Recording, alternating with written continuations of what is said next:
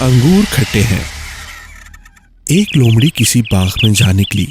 एक जगह अंगूर की बेलों पर अंगूरों के बड़े बड़े गुच्छे लगे हुए थे। अंगूरों को देखकर लोमड़ी के मुंह में पानी भर आया। दिल में कहने लगी, अगर इनमें से एक गुच्छा मिल जाए तो कैसा अच्छा हो।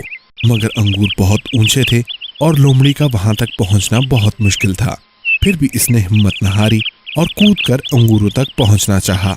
उसने कई दफा छलांग लगाई मगर अंगूरों तक ना पहुंच सकी। थोड़ी देर दम लेकर लोमड़ी ने फिर कोशिश की और वो छलांगे लगाते लगाते और कूदते कूदते थक गई, मगर अंगूर का एक दाना भी हाथ में न आया। लोमड़ी ने जब देखा कि अंगूर किसी तरह हाथ नहीं आ सकते तो झंझला कर बोली, ये अंगूर खट्टे हैं, इन्हें तोड़ने की कोशिश करना फजूल है। ये कहकर वो मुंह लटकाए एक तरफ चल दी।